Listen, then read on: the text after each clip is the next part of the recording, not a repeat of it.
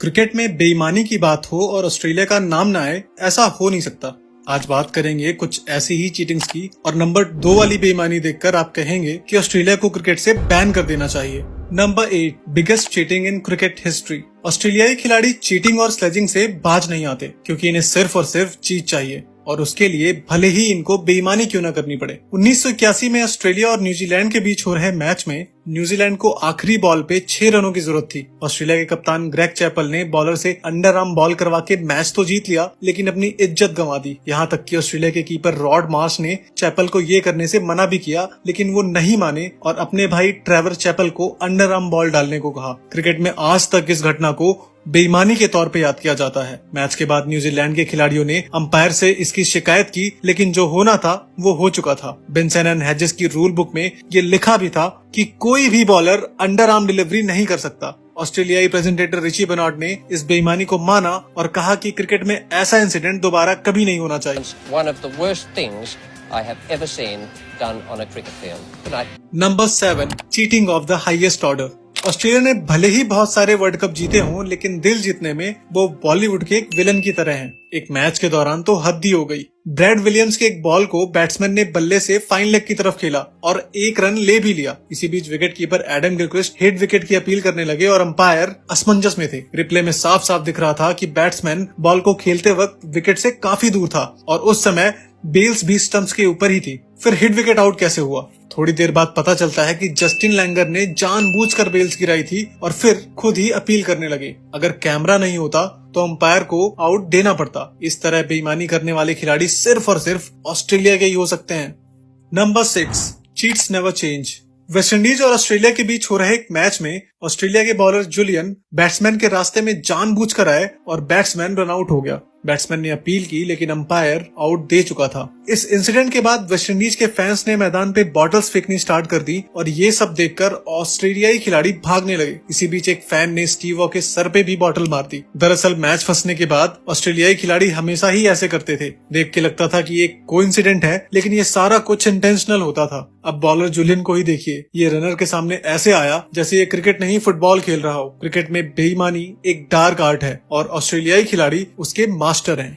Number 5 Matthew Wade cheating. हाल ही में इंग्लैंड और ऑस्ट्रेलिया के बीच हो रहे मैच में ऑस्ट्रेलिया के विकेट कीपर मैथ्यू वेड ने मार्क वुड को कैच लेने से रोक दिया। देखकर साफ साफ लग रहा था कि वेड ने जानबूझकर बॉलर को रोका है। मैच के बाद प्रेस कॉन्फ्रेंस में ऑस्ट्रेलियाई खिलाड़ियों ने कहा कि एक कोइंसिडेंटल कलीजन यानी कि संयोगवश टक्कर थी, लेकिन अगर आप वीडियो देखें तो साफ साफ दिख रहा है कि मैथ्यू वेड ने जानबूझकर मार्क वुड को रोका ताकि वो ना ही कैच ले सके या फिर रन आउट हो सके। इंग्लैंड के कैप्टन जॉस बटलर ने फील्ड ऑब्स्ट्रक्शन की अपील भी नहीं की और बाद में इंग्लैंड ने इस मैच में ऑस्ट्रेलिया को हरा दिया। ऑस्ट्रेलियन खिलाड़ियों की ऐसे ही हरकतों के कारण वो पूरे विश्व में बदनाम है। वो खिलाड़ी भले ही अच्छे हों, लेकिन बेईमान 1 नंबर के हैं।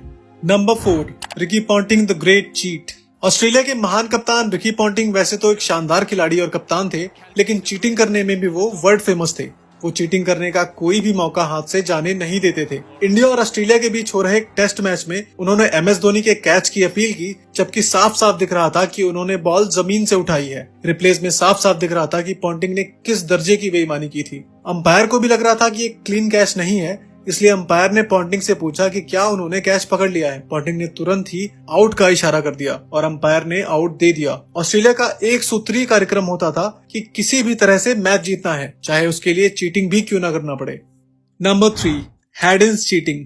बेल्स गिरा के विकेट लेने में एक बार असफल होने के बाद भी ऑस्ट्रेलियाई खिलाड़ी सुधरे नहीं। इसके बाद कई बार कोशिश करते रहे और सफल भी हुए। ऐसा ही एक वाकया हुआ न्यूजीलैंड के खिलाफ। एक मैच में तो अंपायर भी धोखा खा गया। माइकल क्लार्क की एक स्पिन होती हुई बॉल पे बैट्समैन मैकलम बीट हो जाते हैं और ऐसा लगता है मानो बैट्समैन क्लीन बोल्ड हो गया हो। प्लेयर्स अपील करते हैं और अंपायर आउट दे भी देता है, लेकिन हुआ तो कुछ और ही था। जी हाँ, दरअसल माइकल क्लार्क की वो गेंद विकेट को टच नहीं करती बल्कि स्टंप्स के ऊपर से निकलती है, लेकिन कीपर ब्रैड हैडिन बॉल को कलेक्ट करते वक्त अपने ग्लव से बेल्स को गिरा देते हैं, जिससे देख के ऐसा लगता है मानो बैट्समैन क्लीन बोल्ड हो गया हो। अब आप ही बताइए, ये चीटिंग नहीं तो और क्या है? नेक्स्ट है बॉल टेम्परिंग स्कैंडल।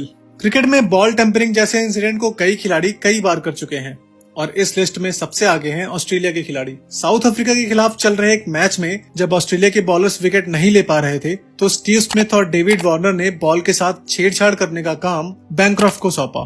जिसने बड़ी ही चालाकी से सैंड पेपर की मदद से बॉल को स्क्रैच किया और बॉल खराब कर दी। मगर ये सारा इंसिडेंट कैमरे में कैद हो गया और ऑस्ट्रेलिया की ये बेईमानी पूरी दुनिया के सामने आ गई। ऑस्ट्रेलियाई खिलाड़ियों की बहुत ही बेइज्जती हुई और सभी खिलाड़ियों को कुछ समय के लिए क्रिकेट से बैन कर दिया गया। बैन खत्म होने के बाद स्मिथ और वार्नर तो टीम में वापस आ गए, लेकिन बैंक्रॉफ्ट का करियर खत्म हो चुका था। Number 1, the managements cheating. आपको ये जान के हैरत होगी कि सिर्फ ऑस्ट्रेलिया के खिलाड़ी ही नहीं बल्कि उनकी मैनेजमेंट भी चीटिंग करने में एक्सपर्ट है और हमेशा इनकी बेईमानी में इनका साथ देती है। अगर आपको यकीन नहीं होता तो इस वीडियो में आप खुद ही देख लो। इंडिया के खिलाफ खेलते हुए स्टीव स्मिथ LBW आउट हो जाते हैं और वो ना सिर्फ DRS लेने से पहले ड्रेसिंग रूम की तरफ सिग्नल का इंतजार करते हैं बल्कि इशारा करके पूछते भी हैं कि वो रिव्यू ले ले या फिर ना ले। ऐसा पहले भी कई बार हो चुका है और ऑस्ट्रेलियाई खिलाड़ी हमेशा कोई भी बेईमानी करने का मौका नहीं छोड़ते। उम्मीद है आपको ये